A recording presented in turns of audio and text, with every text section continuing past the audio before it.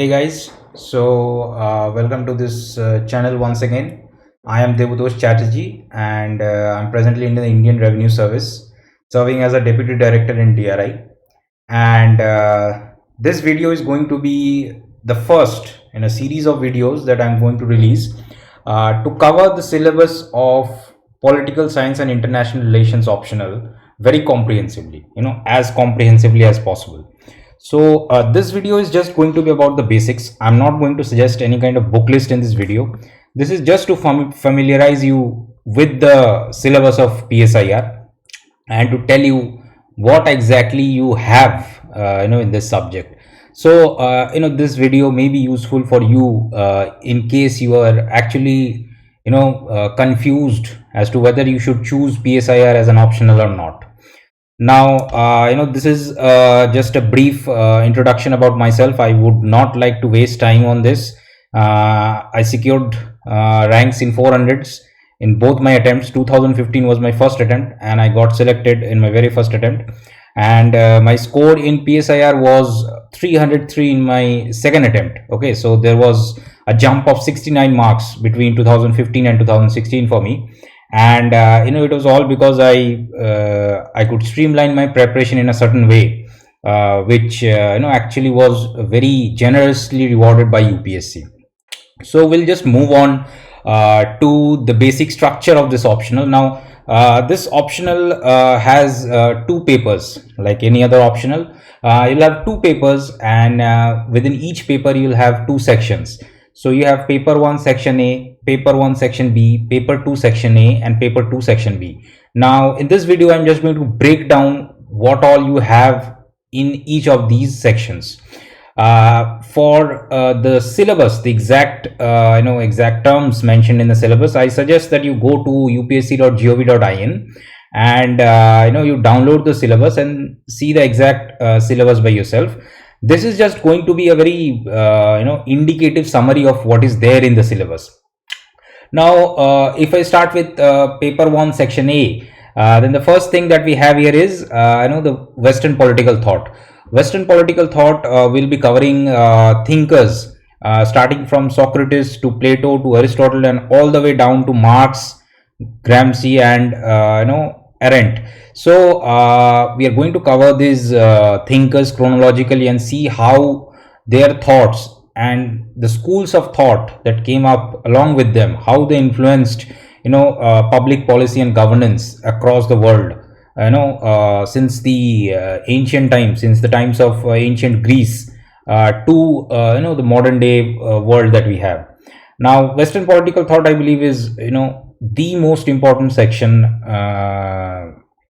in the entire optional, because if you can get a hang of what Western political thought is talking about, you will understand the rest of the optional very easily. Conceptually you will have no problems if you understand this Western thought well enough.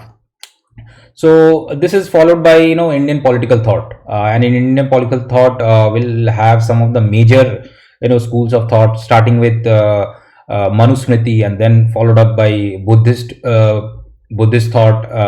Then we have Gandhi, M.N. Roy, we have B.R. Ambedkar. So we have a list of Indian thinkers as well, and we'll be studying them in depth too. Now apart from that, this section forms the core of the optional. The reason is it tells you about concepts and about approaches that are to be used while handling this optional. Okay, so for example, concepts like power, democracy, state, equality, justice. Now these are just terms. When we use them in GS, or when they are asked from the point of view of general studies, they have a different kind of connotation. But when we are talking about political science as an optional, and then when we mention these terms, they have a very special kind of significance. So as a PSIR student, you are expected to know these concepts in depth, and the answers that you write in the exam, they should reflect the depth in your thinking. Okay, so I believe paper 1 section A is undoubtedly the most important section in the entire optional. This is definitely the most important section, and this is where you should spend most of your time.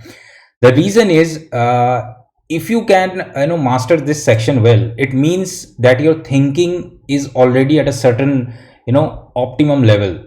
It means your thinking has evolved while studying this optional, and the other three sections can be handled very easily once you have done this one well. So spend most of your time in paper 1 section A and do it slowly, do it methodically, and do it chronologically. Now I'll try and help you, and I'll tell you later on what I intend to do in this series of videos. But for now, we'll move on to the next section, that is paper 1 section B. And this is there is a lot of similarity between 1B and the topics mentioned in GS 1 and 2. So you broadly have Indian national movement, you have Indian constitution, and you have Indian government and politics. So the determinants of Indian democracy, the institutions of democracy like judiciary, legislature, and all that. You will be dealing with how the constitution was created, the ideas that shaped the constitution, and the ideas that shaped the national movement as such. So here again, you will find similarities with GS, but your approach has to be that of a PSIR student. Okay, so that has to reflect. If that doesn't reflect, you are not going to get marks. So we'll deal about it in the later videos. Moving on, in paper 2 section A, this is paper 2 is actually the dynamic part, and paper 2 is actually very scoring. It is scoring only when you have mastered the concepts of paper 1 well enough. If you have not mastered the concepts of paper 1 and you are just starting with paper 2, then I guess you might be in for a rough ride. The reason is, paper 2, scoring good marks in paper 2 is dependent upon how well you have internalized the concepts. Like in paper 2 section A, for example, we will be talking about state in comparative perspective. So we will be talking about state, the concept of state, which is applied in developed countries as well as in developing countries.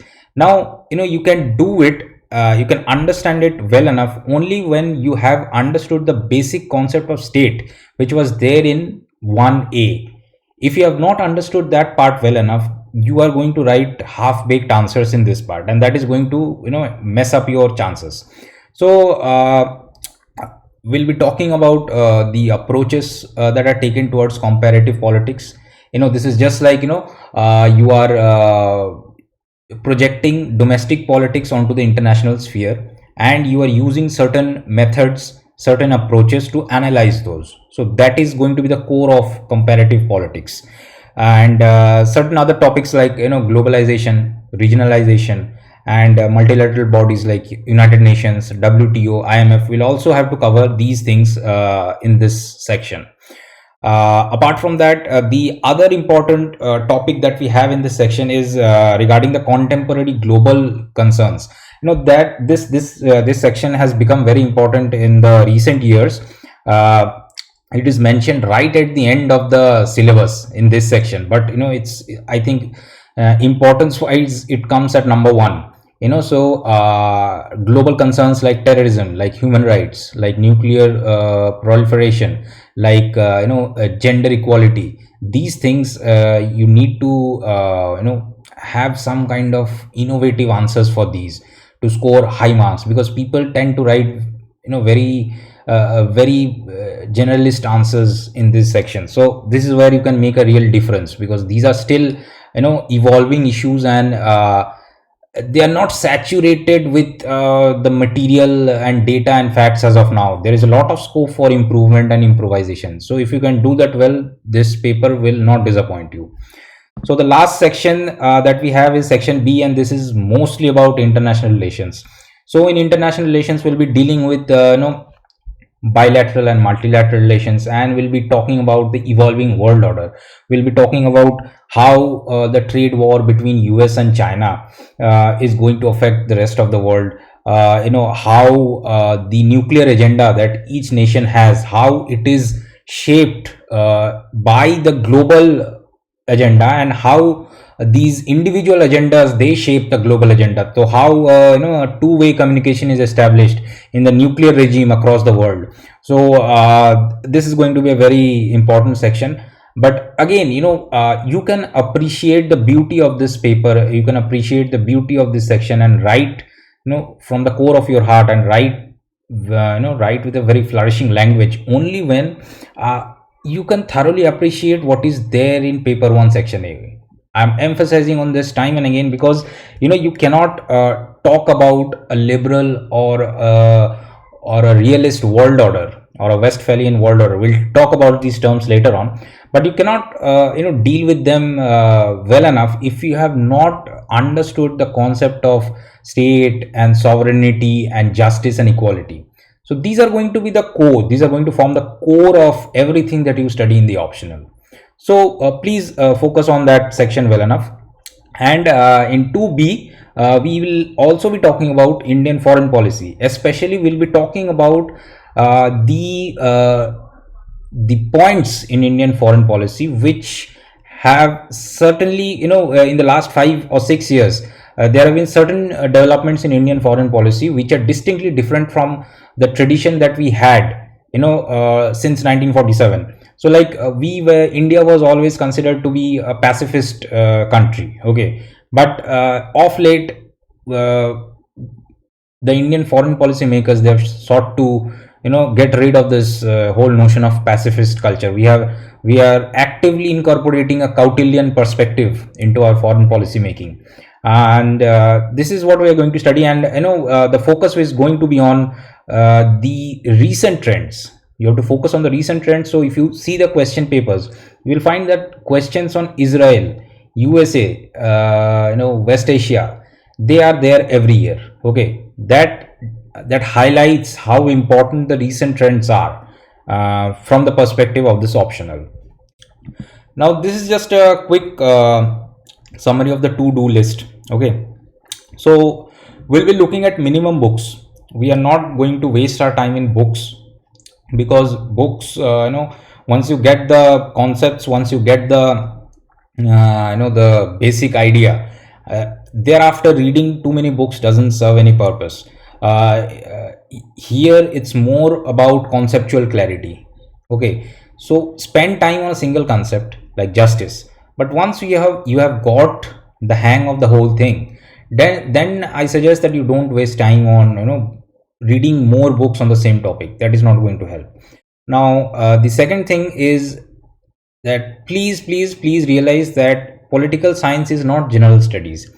So please do not fool yourself by thinking that if you take political science, if you take it as an optional, then your purpose will be served in GS as well. Yes, there are similarities. There are there is a lot of sync in the syllabus, but I'll tell you, political science requires 5 times the effort that you need in GS.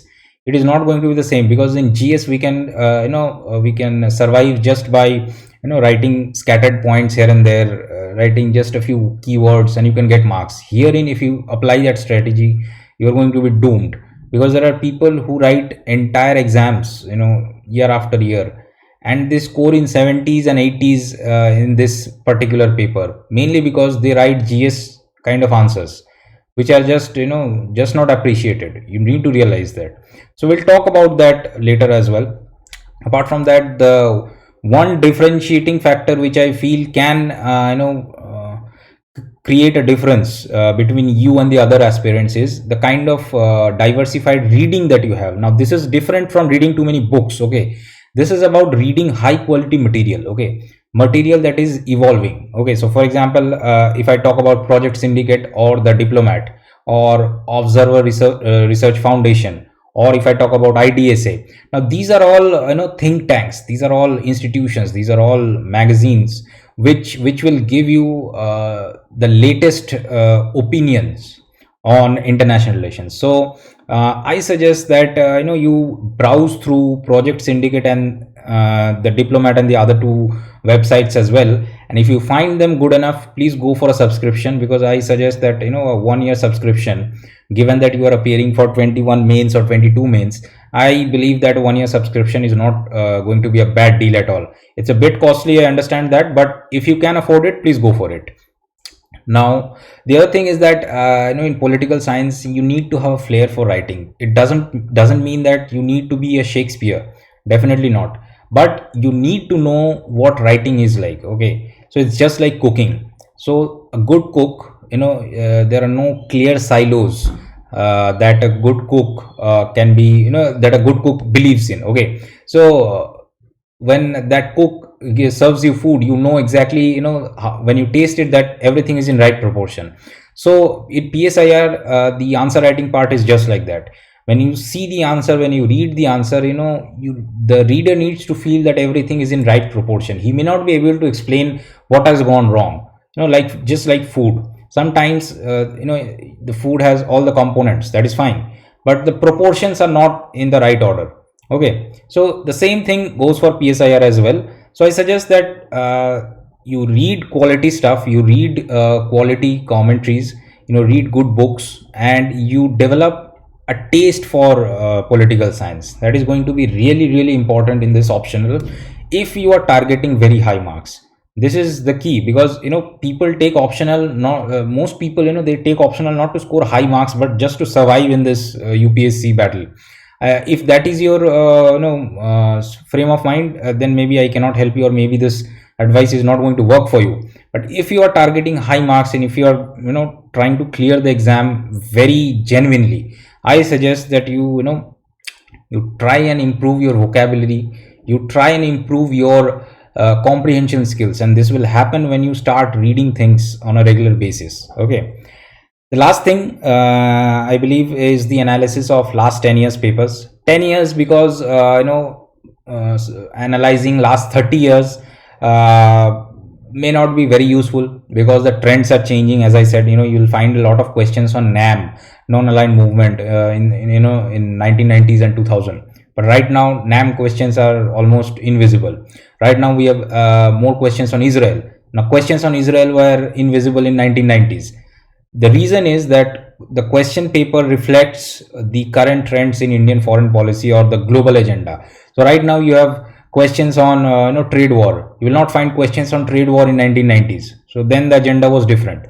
So this section is just going to test how much in sync you are with the present times. That's it. Now this is just an introductory video, so there is nothing much to say in this. I just intend to put out a disclaimer that I'm starting this political science crash course in order to complete the syllabus, the important parts of the syllabus, at least like 1A, 2A and 2B.